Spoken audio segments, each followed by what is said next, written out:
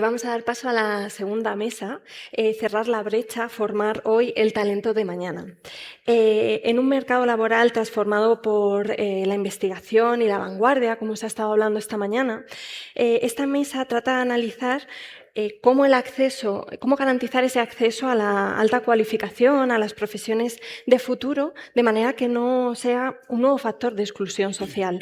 El debate se centra en alinear esa excelencia, ¿no?, académica, universitaria, científica, la innovación empresarial, para que el aprendizaje continuo pues, sea un motor de igualdad de oportunidades. Me acompañan y les agradezco mucho que estén aquí Ana María Aguilar Manjón, del Departamento de Orientación y Formación del Servicio Público de Empleo Estatal, el SEPE, del Ministerio de Trabajo; Francis Blasco, decana de la Facultad de Comercio y Turismo de la Universidad Complutense de Madrid; y Rafael Puyol, presidente de la Universidad Internacional de La Rioja. Muchísimas gracias a los tres por acompañarnos. Os quería lanzar una pregunta inicial. En los últimos años está aumentando el empleo que se suele denominar de alto valor añadido en España, tanto en sectores científicos, tecnológicos. ¿Creen que España por fin está iniciando un cambio en su modelo productivo pues hacia el talento y la alta cualificación?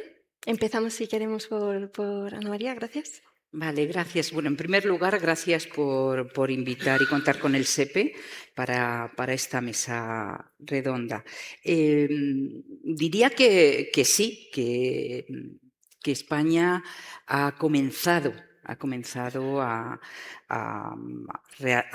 trabajar un cambio en el modelo productivo, apoyado fundamentalmente en el talento y el conocimiento y la cualificación. Ello se puede ver en la mayor demanda de perfiles STEM, en la expansión de servicios avanzados también, la mayor centralidad también de la formación profesional, incluso de ello también han comentado algo en la mesa anterior, ¿no? Lo que ocurre es que, bueno, pues el recorrido es corto. El recorrido es corto y además tenemos que tener bastante claro que no basta con que crezca el empleo de ese alto valor añadido.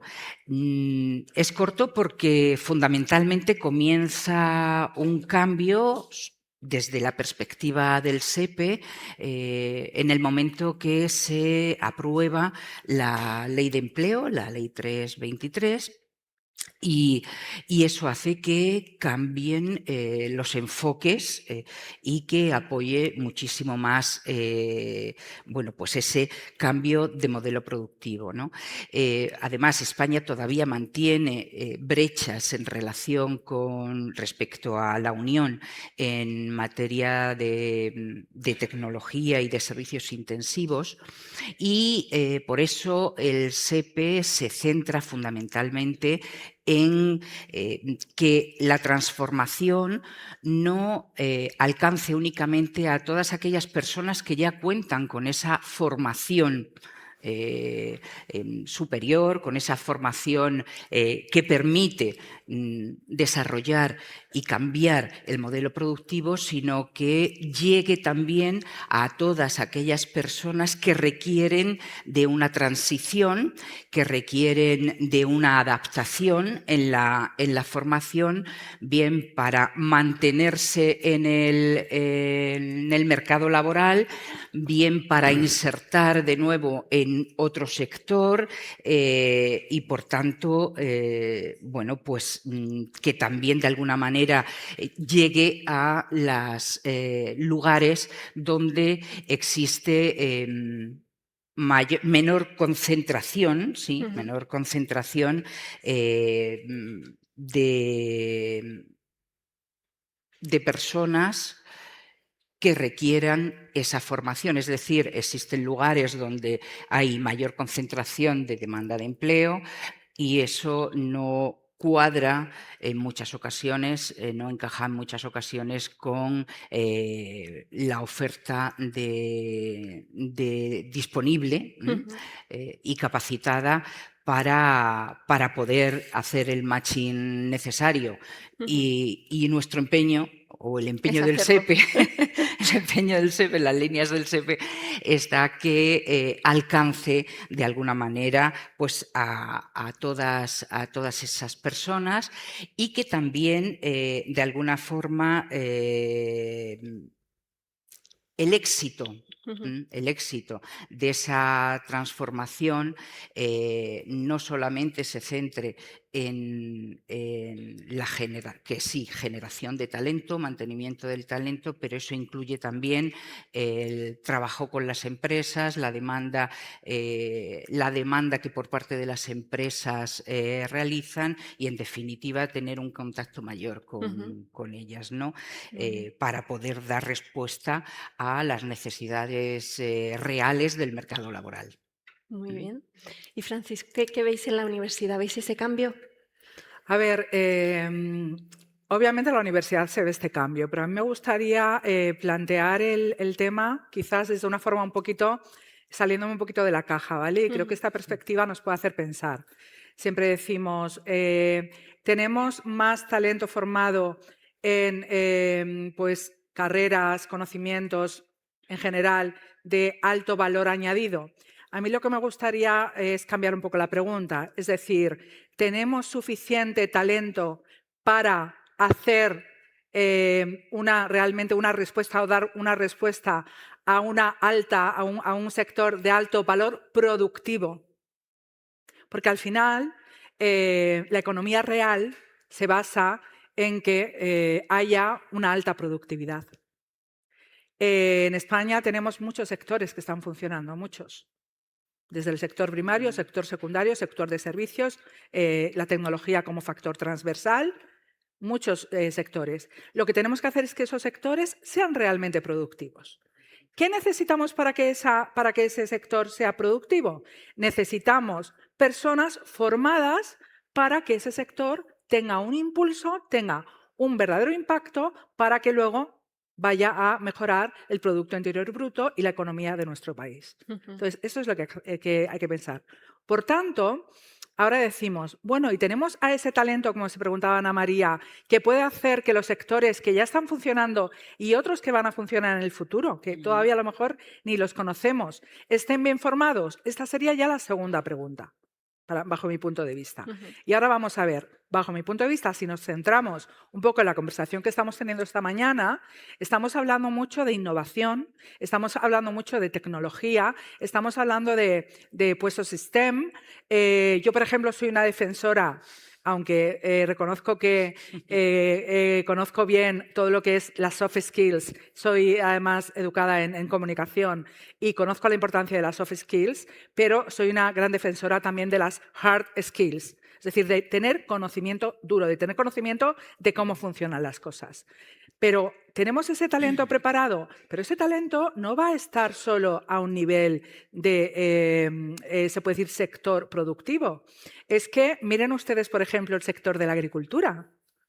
Si nosotros comparamos el sector de la agricultura con lo que era hace 20 años y lo que es ahora, la tecnología, la digitalización, incluso la inteligencia artificial, no sé si han visitado algunos lugares que yo sí he tenido la suerte de hacerlo, Murcia, Almería, Huelva ha estado hace poco, están empleando gran cantidad de tecnología. Es decir, es que al final ese talento no va a trabajar solo en un sector de alto valor añadido, no, es que un sector que a lo mejor es primario también puede ser de alto valor añadido porque es de alto valor productivo.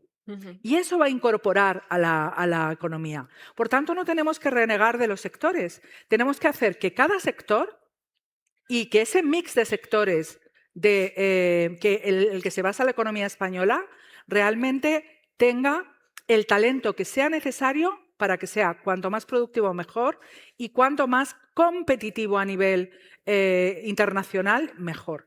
Y esto hará que, por ejemplo, una cosa que a mí me da un poco pena, y ya voy acabando con esto porque me puedo enrollar, es que pues cuando yo estudiaba, la balanza de pagos era 60-40 a favor de España. Ahora tenemos un poquito menos de exportación que de importación. Esto deberíamos revertirlo.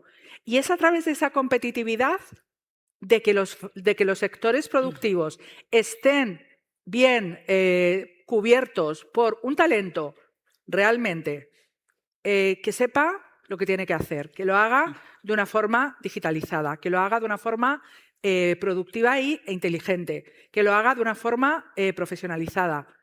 Entonces, sí podremos llegar a tener realmente una economía de peso dentro de, en primer lugar, la Unión Europea y, en segundo lugar, a nivel mundial. Muchas gracias. Y Rafael, ¿cómo lo ven en UNIR? Bueno, yo quisiera empezar agradeciendo mucho la invitación a formar parte de esta mesa, ¿no?, en la que tengo la sensación de que soy la cuota masculina. O sea que, Lo eres, lo eres. dada la composición que tiene, ¿no? Vamos a ver, formamos cada vez más talento, indudablemente. Formamos el talento que necesitamos, eso ya no, porque se está produciendo claramente un déficit en algunas titulaciones que son probablemente las más demandadas en estos momentos por el tejido empresarial. Hemos hablado de las titulaciones STEM y ahí tenemos claramente un déficit muy acentuado o especialmente acentuado en el sector femenino, porque no acaban de entrar el número suficiente de mujeres en las titulaciones STEM. Por lo tanto, sí formamos cada vez más talento, pero quizás no estamos formando el talento que en estos momentos necesita nuestro tejido empresarial. Y es que los estudiantes, a la hora de elegir una carrera, no lo hacen con criterios de empleabilidad. Lo hacen por otro tipo de motivos, de naturaleza vocacional o de otro tipo de razones, ¿no?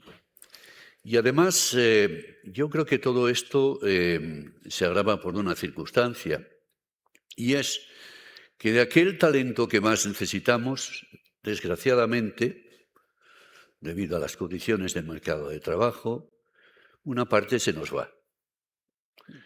Yo he hecho un cálculo muy recientemente del número de personas con alta cualificación que se nos han ido en los últimos tiempos y en estos momentos, de acuerdo a los datos estadísticos disponibles, hay alrededor de 400.000 personas, españoles, no extranjeros, que han venido y luego se han vuelto. No, españoles trabajando fuera. A mí me parece que es una cifra demasiado elevada. Y estoy hablando, evidentemente, de médicos, de personal sanitario, de ingenieros, de personas dedicadas a la investigación. Por lo tanto, en eso que más necesitamos, desgraciadamente, una parte se nos va. Concluyo. Creo que, por lo tanto, tenemos que seguir produciendo ese talento necesario. Estamos todavía en un cierto déficit y, por lo tanto, nos queda todavía camino por andar para llegar a producir el talento que realmente necesitamos. Muchas gracias. Quería a Francis plantearle desde la universidad cómo ven qué se requiere para que esta formación que decimos no solo STEM, sino de alta cualificación que necesitamos en muchos sectores productivos, ¿no?, alcance a toda la sociedad, sea accesible a toda la sociedad y en especial pues, a esas personas que tienen más barreras, ¿no?, y más dificultades para acceder, menos recursos. Estoy bastante de acuerdo, y perdona que comience por ahí con lo que ha dicho el doctor Pujol. Desde luego hay un déficit de pues, esas carreras que son, que les llamamos STEM o tecnológicas o como queramos llamarlas, y con que esas personas muchas veces se marchan. A mí me gustaría ahí que luego pudiéramos debatir sobre otra pregunta, ¿no? Y es, yo siempre voy a lo esencial. ¿Por qué se marchan? Porque hay 400.000 jóvenes que se han marchado, ¿no? Y voy a empezar simplemente por ahí por hacer una alusión a lo que habías dicho, que sea también un poco de debate, ¿no? Y ahora voy a hablar de cómo acceder a toda la sociedad. ¿Cómo creo yo que debería ser el modelo que desde las personas más desfavorecidas hasta las personas que no son tan desfavorecidas, en todos los ámbitos de la sociedad, queriendo, creo yo, como queremos todos, que la formación llegue a absolutamente todo el mundo, que sea lo más democrática posible, pero que todavía, por desgracia, observamos estadísticamente una alta correlación entre familias que, por lo que sea, tienen un nivel educacional relativamente más bajo, con descendientes que llegan a niveles educacionales relativamente más bajos. Este gap es el que tenemos que empezar solucionando. Y esta es realmente la verdadera piedra, ¿no?, filosofal que tendríamos que empezar a ir acortando. Es verdad que en los últimos años se ha acortado. ¿Qué factores lo han acortado? Vamos a pensar. ¿Y qué factores han hecho que esa correlación tan maligna nos esté afectando, ¿no? ¿Por qué chicos jóvenes que dicen, si es que mi padre ha hecho toda la vida esto, pues yo voy a hacer lo mismo? ¿Vale? Si es que, ¿por qué no piensan más en alto? Esta es un poco la pregunta clave. En primer lugar, vamos a partir de la situación española. En España hay universidades públicas, hay formación pública, que relativamente tiene un coste no muy alto, con lo cual ya tenemos un poco una primera, se puede decir, base para que esto no ocurriera. Hay formación que se está ofreciendo desde instituciones públicas. Por tanto, ahí tenemos la primera puerta, ¿no? También tenemos un sistema de becas. El sistema de becas nunca va a ser suficiente. Eso está claro. El sistema de becas, por muy bueno que sea, siempre querremos pedir más, pero existe. Es decir, el gobierno lo está poniendo en marcha y está llegando a muchos ámbitos, a muchas áreas de la sociedad. Se está llegando. Es decir, ya tenemos dos puntos de partida. Tenemos una universidad pública, tenemos una formación pública, tenemos un sistema de becas. Mejor o peor, pero lo tenemos. Aún así, no conseguimos que esta correlación termine. Y yo la estoy viendo desde hace años, no de ahora, desde hace años. No llega a terminar. ¿Qué es lo que haría falta? Nos tendremos que preguntar, ¿qué hace falta para que una persona que viene desde una familia educacionalmente menos, se puede decir, educada, perdonadme por la redundancia, no quiera ir más alto? Vamos a preguntarnos esa pregunta tan interesante, ¿no?, porque es complicado. Los modelos de referencia son fundamentales. Yo he escuchado a chicos diciendo, si mi padre con lo que ha hecho ya nos está manteniendo a toda la familia, ¿por qué me voy a esforzar yo más? ¿Por qué me voy a esforzar más? Esto debería no ser así. Deberíamos decirle, claro que te merece la pena esforzarte más. Pero no solo deberíamos decírselo, ellos deberían verlo en la sociedad.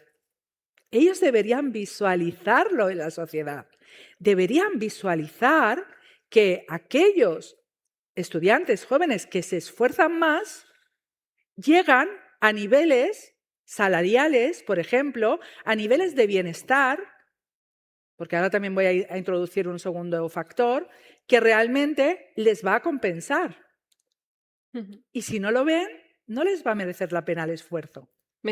Muchas gracias. Me decía Ana María que quería hacer un apunte que le parecía a esto que comentaba. Es que, a ver, me parece muy interesante lo que has introducido, pero creo que desvía un poco la mesa de debate, ¿no? Aunque es súper interesante.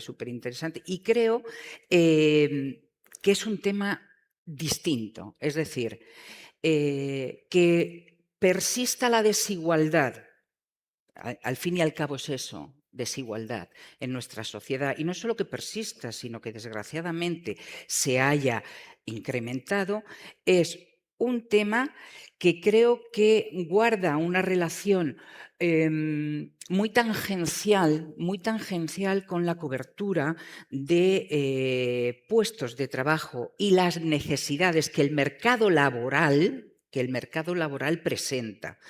porque nos estamos centrando hasta ahora, en el inicio de esta mesa, en la formación universitaria. Hablamos de STEM y hablamos de formación universitaria, pero yo os tengo que decir que en los análisis del mercado laboral lo que nosotros tenemos no es únicamente déficit y no sobre todo déficit de titulaciones superiores. Fundamentalmente son titulaciones de grado medio y no solo STEM, pero aquí estamos hablando de STEM, aunque después seguramente que abriremos el debate a más sectores, ¿no? Por tanto, yo creo que son diferentes debates, aunque muy interesante, y es cierto que, por un lado, esa desigualdad parece que se amplía, persiste y se amplía, pero por otro lado tenemos que centrarnos en qué es lo que hace que personas ya formadas no consigan entrar. Bueno, y antes de eso, retomando lo que vosotros sabéis, tanto el profesor como tú, habéis comentado. Es decir, tenemos personas formadas, altamente cualificadas, que se marchan. Justo eso iba ahora a ¿Qué se introducirlo. marchan? Bueno, yo fundamentalmente trabajo, fundamentalmente mi área es los servicios internacionales del SEPE, es el área grande donde trabajo y os puedo asegurar que sí, que es cierto y que fundamentalmente, como has dicho, médicos, Francia tiene una oferta que casi abruma y además altamente tecnológica. O sea, son niveles muy altos los que ofrece con salarios muy altos. Esa es la realidad. Sí, hay que hablarlo claramente. Es decir, hay personas altamente cualificadas que no se quedan aquí porque consideran, primero, no tener la oportunidad, pero la oportunidad que pueda tener no es la misma que la que pueda tener en otro país porque el salario es mucho mayor. Es así, como sucede también, y es un gap que sucede a otro nivel, ¿no? A otro nivel. Es uno de los factores que intervienen en la cobertura de puestos de trabajo. Que también iremos comentándolo, ¿no? Entonces, yo creo que daría para mucho, tanto el debate que tú has introducido, Francis, ¿no? Pero creo que difiere del eje central de este debate, que es qué hacemos con lo que no tenemos, cómo lo cubrimos, las personas que ya están y requieren reciclarse, cómo las reciclamos, cómo hacemos que eso se produzca y que además vuelvan a insertarse en el mercado, se mantengan también en el mercado laboral. O sea, luego volvemos a perdón. cómo captar. No te preocupes, lo bueno también es que os interrumpáis, os interrumpáis con respeto, lógicamente, y que hablemos uno con otros. Sí. Yo estaba yendo quizás a la base porque me has preguntado cómo todo el mundo puede, o cómo la mayor parte de la sociedad, venga de donde venga, puede acceder. Y yo quizás estaba en un apartado más largoplacista. Porque lo que Ana María dice, obviamente, es tal cual, es así, como ella lo está diciendo. Pero ¿cómo conseguimos que esto ocurra ampliando la base? Porque el problema ahora es que entre los que se van, los que están formados y se quedan en sitios que no les gusta, al final son menos, porque no en esa base no están saliendo las suficientes personas que vayan a estar formadas en este tipo de capacidades o este tipo de formación. Y lo que yo creo que deberíamos hacer es intentar orientarles para que desde el principio conozcan, tengan información sobre que pueden hacer otras cosas que sus padres no han hecho. Muchas gracias. A Rafael, precisamente sobre esa preocupación que había expresado de quienes estamos formando, ¿no?, en nuestras universidades y se van, deciden marcharse. ¿Qué estrategias considera que podríamos impulsar para retener ese talento en España y también para, como decía, tal vez orientar a ciertos perfiles que necesitamos, que tienen también salida profesional, y poder enganchar a lo mejor esa vocación de los jóvenes, ¿no?, con esa salida profesional. Yo voy a terciar en el debate de mis dos compañeras con un dato más que a mí me resulta preocupante, ¿no? Y luego contestaré a tu De acuerdo. pregunta.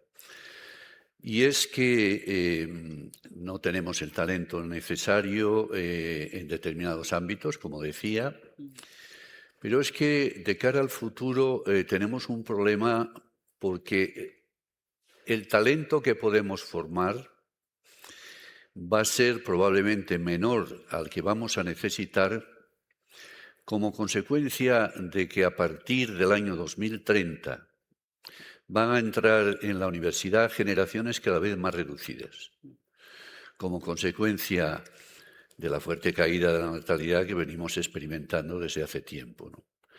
Ahora estamos asistiendo a la entrada en la universidad de las generaciones de un pequeño baby boom que tuvimos entre el año 98 y el 2008. A partir del año 2008 la natalidad empezó a decrecer, de tal manera que en ese momento que señalaba van a empezar a entrar generaciones cada vez más pequeñas. Y eso quiere decir que a medio plazo va a disminuir el número de graduados que vamos a ser capaces de producir, ¿no? El máster todavía se mantendrá un poquito más de tiempo, pero el grado, la formación básica, va a tener un problema de escasez. Tampoco vamos a poder incorporar muchos estudiantes porque la tasa de escolarización española es bastante alta y aunque tengamos ahí los hijos de los inmigrantes que se pueden y se deberían incorporar a la universidad, nunca serán suficientes como para compensar la pérdida producida por efectos demográficos. ¿De acuerdo? Y contesto ahora la pregunta, ¿cómo retener el talento? Bueno, el secreto está en el mercado laboral, evidentemente. Si tuviésemos un mercado laboral en el que la temporalidad fuese menor, o las remuneraciones fuesen mejores, o las condiciones de trabajo fueran las que demandan esas personas, no perderíamos ese talento. Si ese talento se va es porque las condiciones que encuentran en el mercado laboral no son aquellas a las que ellos aspiran. ¿Y las encuentran fuera? Pues hombre, yo creo que sí. Ellos mismos los dicen en las encuestas que podemos manejar. Tengo más regularidad en el trabajo, me remuneran mejor, mis condiciones son también más adecuadas. ¿Qué tenemos que hacer? Pues establecer las reglas del juego para recuperar ese talento. A mí, si es un talento que se va temporalmente, eso no me preocupa. No me preocupa. Es decir, se van, están unos años fuera, adquieren nuevas capacidades, nuevas habilidades idiomáticas o de otra naturaleza, vuelven y aquí pues van a poner en marcha, en juego, esas nuevas capacidades que hayan adquirido, ¿no? Ahora, si se van de una manera cuasi definitiva, eso sí que me preocupa más, porque estamos perdiendo un talento que vamos a necesitar y a medio plazo, como decía, cada vez más. Se han establecido al menos un par de decretos, no sé qué rango de ley tienen, para tratar de recuperar ese talento. En algunos casos ha resultado efectivo, en otros no. De tal manera que gente que ha vuelto al amparo de esos dos instrumentos legislativos, al cabo de un tiempo dicen, pero bueno, esto que me habían dicho no se está produciendo, y se vuelven a marchar. Por lo tanto, necesitamos una legislación de recuperación del talento eficaz, con los instrumentos adecuados, con las condiciones económicas necesarias. Esos instrumentos, si no tienen una memoria económica detrás en condiciones, no van a ser efectivos. Por lo tanto, condiciones para retener el talento, mejorar la situación en el mercado laboral. Fíjate que hay otro fenómeno que no ha salido aquí, pero que es importante también, el fenómeno de la sobrecualificación. Decimos que tenemos la generación mejor formada de la historia, con más licenciados o graduados ahora, con más gente que tiene un máster o un curso de especialización y, sin embargo, desempeñan tareas que no son acordes con su formación previa. Eso se llama sobrecualificación. Por lo tanto, nuestro mercado laboral necesita una reforma para que nuestro talento no se nos vaya, y necesitamos al mismo tiempo unos instrumentos para recuperar el que tenemos fuera. Muchas gracias. Volviendo al SEPE, precisamente para hacer esa... hablaba de sobrecualificación, Rafael, pero también tenemos una gran contradicción, que es puestos sin cubrir. España no es de los países que está peor, ocurre en el resto de Europa, pero sí que tenemos un aumento de puestos de trabajo sin cubrir, a la vez que tenemos una elevada tasa de paro en nuestro país. ¿Qué están viendo en el SEPE? ¿Qué está pasando? ¿Qué plazas son las que tenemos sin cubrir? ¿Qué necesidades formativas o de enganche tenemos entre, lógicamente, las personas desempleadas para ofrecerles oportunidades en estas u otras oportunidades del mercado laboral, ¿no? ¿Qué está sucediendo? Efectivamente. Ya se ha apuntado. Lo preguntas ahora, redundas en lo que también él ha comentado. Se produce lo que se denomina la paradoja, ¿no? Es una paradoja, un desempleo alto, pese a las buenas cifras que se están teniendo. Todavía mantenemos en algo menos de 2,4 millones de desempleados y desempleadas en el país. Un crecimiento ascendente, una modificación ascendente anual. El año pasado se cerró con 8.000 vacantes más que el año anterior. Y bueno, pues tenemos que preguntar y tenemos que analizar qué es lo que está pasando. Fundamentalmente, bueno, hay varios factores, ¿no? Varias causas lo que lo determinan, pero la principal es el desajuste. Yo creo que en más de una ocasión y en más de un debate se ha hablado de ello, el desajuste entre las competencias que se ofrecen y las que demandan las empresas, el mercado. La carencia, como decía antes, la carencia significativa de competencias no se produce en graduados, en personal altamente cualificado.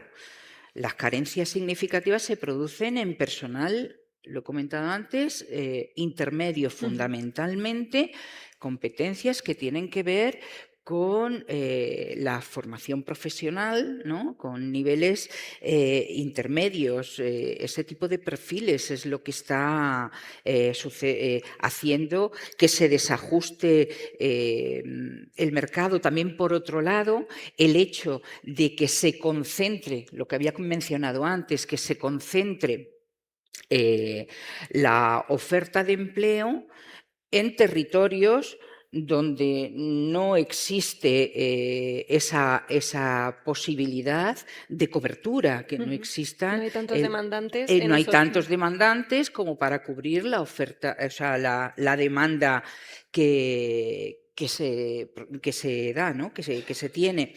Y bueno, pues si a eso le sumamos algo que comentábamos antes de entrar y antes de comenzar la mesa, que es el envejecimiento de la población, que también hemos comentado y ha comentado el profesor, que a futuro casi inmediato, pues el ingreso y los egresados y egresadas de nivel superior van a ser menores. Bueno, pues vamos sumando factores que nos trasladan cuáles son las dificultades del mercado laboral. Fundamentalmente el desajuste, pero por todos esos factores. ¿Qué tenemos que hacer? Centrarnos en favorecer, facilitar formación para que adquieran las competencias los que ya tenemos, porque la paradoja la tenemos aquí, tenemos 2,4, casi 2,4 desempleados y desempleadas y empresas, un mercado que está demandando mano de obra. Tendremos que trabajar ese matching de alguna manera, ¿no? Luego volvemos a ese matching. Quería ir con Francis a precisamente la conexión que veis en la universidad, porque también tenemos mucho desempleo también juvenil, de el que intenta entrar por primera vez al mercado laboral. ¿Qué conexiones veis en los jóvenes cuando entran a las universidades y las oportunidades que les dais, la formación que les dais en las universidades para la salida, ¿no? ¿Crees que hay suficientes herramientas para esa conexión? No sé si a través de los másteres, de las prácticas, de otro tipo incluso de grados que hacéis cada vez más adaptados también. Coméntame cómo se trabaja esa conexión, cómo lo hacéis en el mundo de la universidad. A ver, nosotros creemos que obviamente que estamos mejorando cada día, es decir, la universidad al final es un ecosistema que tiene que estar continuamente modernizándose, tiene que estar continuamente siendo consciente de lo que está ocurriendo ahí fuera, de lo que ocurre en las empresas, de qué herramientas se necesitan en las empresas, de qué factores de formación realmente van a necesitarse. ¿Qué ocurre? Que claro, la universidad es un, se puede decir, elemento en el cual la rapidez no es tan amplia como se puede decir, yendo la propia sociedad. La sociedad va a unas velocidades que la universidad no puede ir. Pero a mí siempre me gusta preguntarme por qué y por qué no puede ir a esa velocidad. Pues obviamente, como tenemos una normativa que tenemos que cumplir, que yo, por ejemplo, estoy ahora poniendo un grado nuevo, que es un grado que va a ayudar mucho yo creo que a la sociedad y va a mejorar mucho la formación, pero empiezo a ponerlo ahora y no lo puedo poner en práctica hasta dentro de 2 años, pues eso, claro, me dificulta. Entonces, desde la universidad hacemos lo que podemos con la normativa, con la regulación que tenemos a nuestra disposición. Si esa normativa fuera un poquito más flexible, fuera un poquito menos burocrática, probablemente podríamos hacer más cosas. Y yo creo que en nuestras universidades en general, y hablo tanto de universidades públicas como universidades privadas, España es una potencia muy importante en formación. Yo creo que todo el mundo lo ve. ¿Cuántas personas de fuera nos están viniendo a formarse a España? Muchísimas. España es una verdadera potencia en formación. Tenemos unos profesionales de la formación estupendos. Tenemos unas carreras muy buenas. De hecho, ¿por qué los jóvenes se van fuera? Porque los españoles, estudiantes españoles que están formados en España, tienen mucho prestigio. Y es que al final piden españoles, piden personas formadas en España. Y, por tanto, nuestra formación no se puede decir que sea mala. ¿Cuál es un poco más la clave? La clave es, ¿está el mercado laboral español realmente preparado para asumir a todas esas personas que creemos nosotros que estamos formando bien?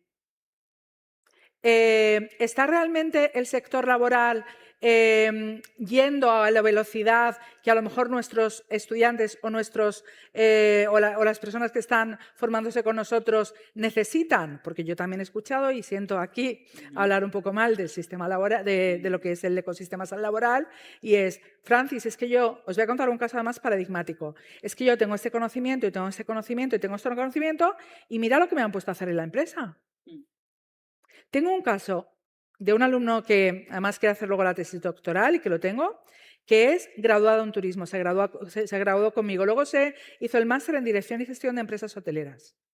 No sabéis la formación que damos ahí. Yo doy una formación, yo por ejemplo que me dedico al tema estadístico, una formación de conocimiento de analítica de datos, ahora aplicación de la inteligencia artificial, etcétera. Pero cuando él estaba, todavía no había inteligencia artificial. Pero él está trabajando ahora mismo en Telefónica, con temas de análisis de datos aplicados a inteligencia artificial. Es decir, aplicando inteligencia artificial en análisis de datos. Un graduado en turismo.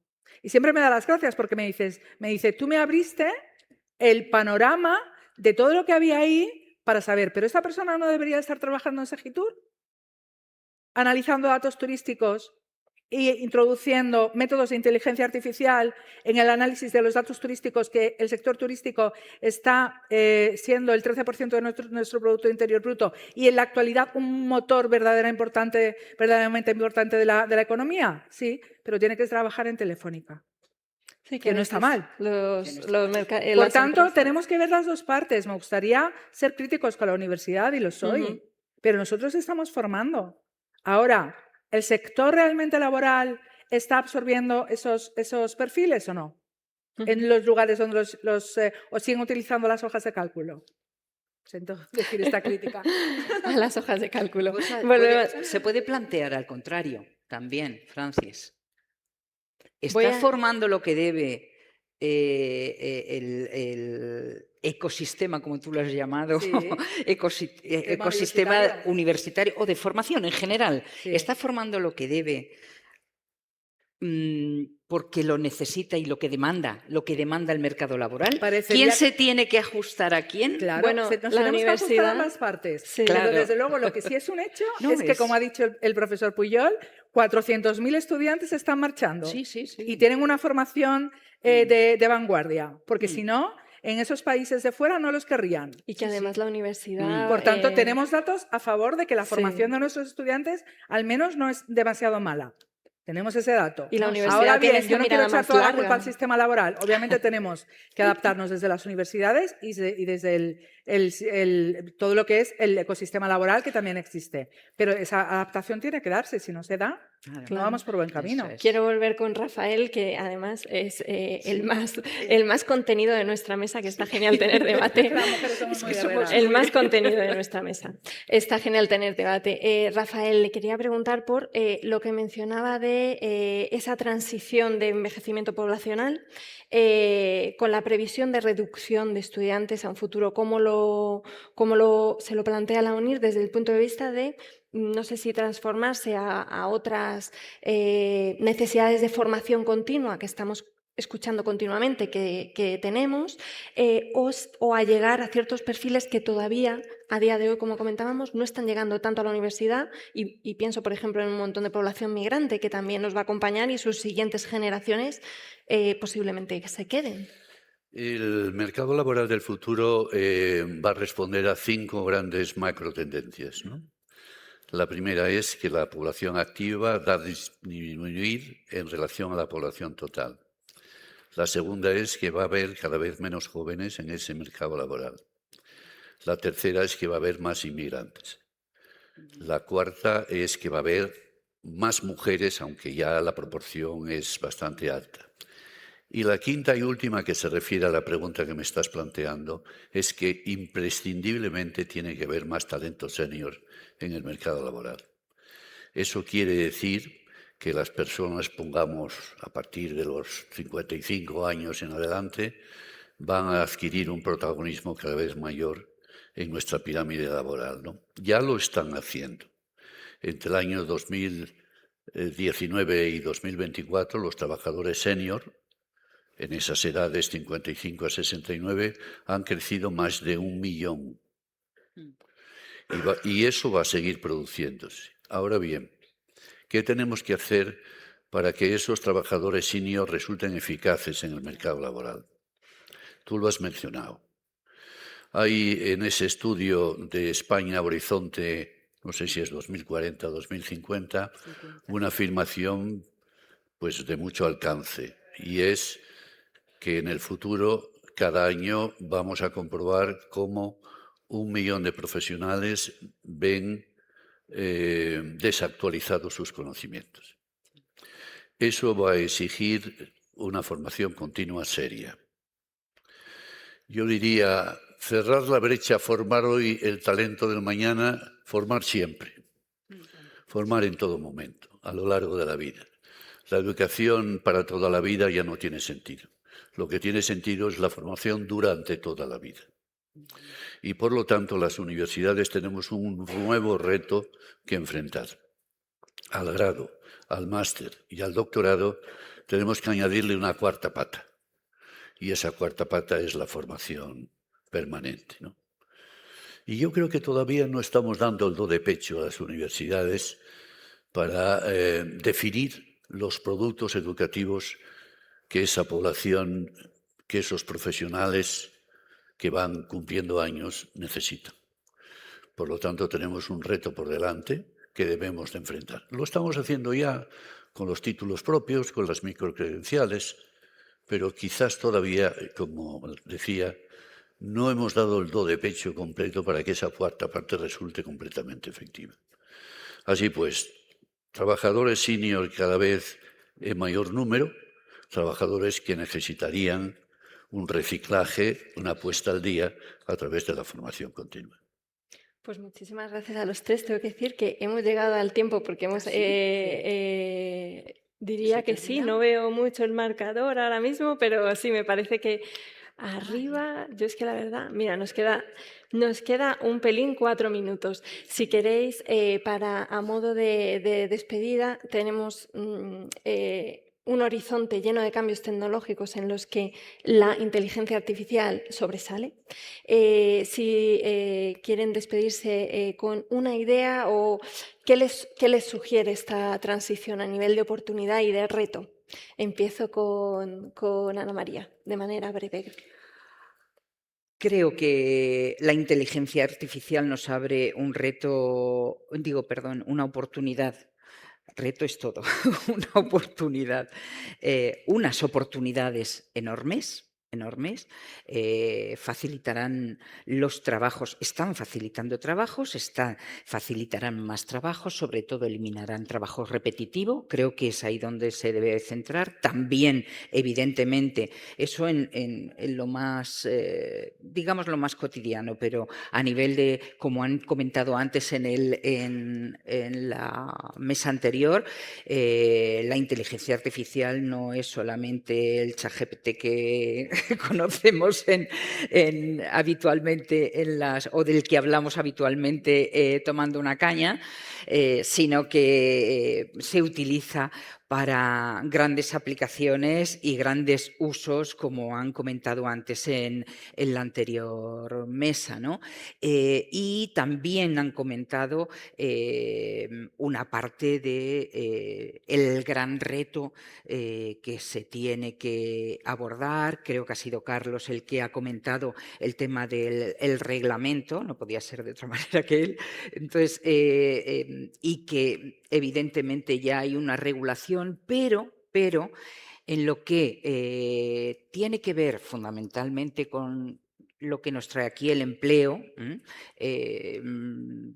hay que decir que hay que depurar. O sea, aunque se cumplan los estándares normativos, existen unas brechas en determinadas aplicaciones en materia de selección de personas en las empresas que tienen que ser superadas.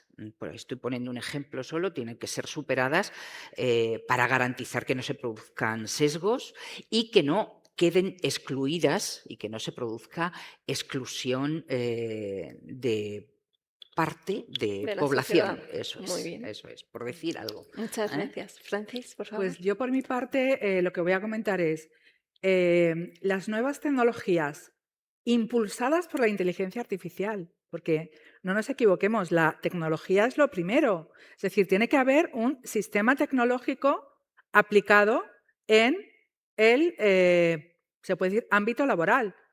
Esa tecnología y luego el impulso que la inteligencia artificial puede dar sobre esa tecnología, porque hay que tenerlo en cuenta, la inteligencia artificial no trabaja sola. La inteligencia artificial tiene que estar integrada en un sistema tecnológico que sea realmente potente para que la productividad del tejido empresarial aumente. Entonces, ¿será capaz el tejido empresarial de realizar las inversiones necesarias para que su, se puede decir, parte tecnológica tenga el impulso necesario que necesita de adaptación a la inteligencia artificial, que para mí va a ser, se puede decir, un impulso estupendo, un impulso, yo también soy ciberamiga, un impulso que puede mejorar muchísimo la productividad? ¿Lo hará? Desde las universidades estamos preparados, os lo puedo asegurar. Vamos a ver si el sector laboral también lo está y se prepara.